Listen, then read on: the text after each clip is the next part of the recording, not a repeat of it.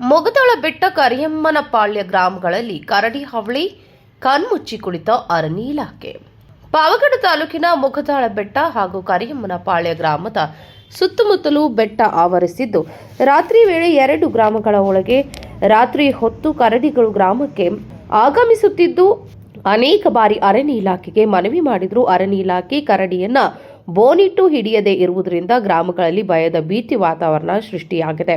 ಆದ್ದರಿಂದ ಅರಣ್ಯ ಇಲಾಖೆಯವರು ಕರಡಿ ಹಿಡಿಯಲು ಕ್ರಮ ಕೈಗೊಳ್ಳಬೇಕೆಂದು ಗ್ರಾಮದ ಯುವ ಮುಖಂಡ ವಾಲ್ಮೀಕಿ ಜಾಗೃತಿ ವೇದಿಕೆ ಕಾರ್ಯದರ್ಶಿ ಭಾಸ್ಕರ್ ನಾಯಕ ಪತ್ರಿಕೆಯ ಮೂಲಕ ಅರಣ್ಯ ಇಲಾಖೆಗೆ ಒತ್ತಾಯಿಸಿದ್ದಾರೆ.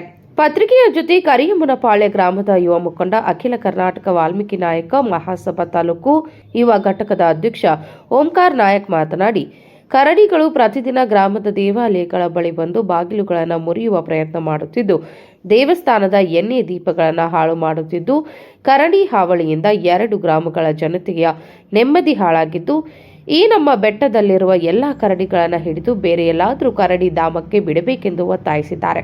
ಅರಣ್ಯ ಇಲಾಖೆಯವರು ಸೂಕ್ತ ಕ್ರಮ ಕೈಗೊಳ್ಳದಿದ್ದರೆ ಮುಂದಿನ ದಿನಗಳಲ್ಲಿ ಅರಣ್ಯ ಇಲಾಖೆಯ ವಿರುದ್ಧ ಬೃಹತ್ ಪ್ರತಿಭಟನೆ ಹಮ್ಮಿಕೊಳ್ಳಲಾಗುವುದು ಎಂದು ಈ ಮೂಲಕ ಎಚ್ಚರಿಸಿದ್ದಾರೆ.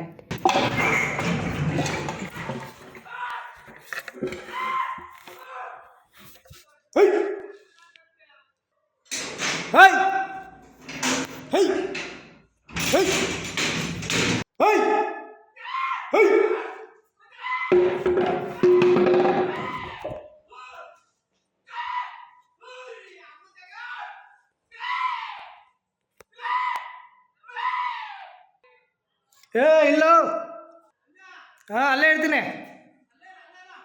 ಇಲ್ಲ ಇಲ್ಲೇ ಐತೆ, ಹುಷಾರು. ಇಲ್ಲ ಐತೆ, ನೋಡ್ತಾ ಇದ್ದೀನಿ ಕಿಟಕಿಯಾಗ ಐತೆ. ಬರ್ತೈತೆ ನೋಡಿ ನಿಮ್ಮ ಕಡೆ. Shivananda Pavagad, Empower News, Pavagada.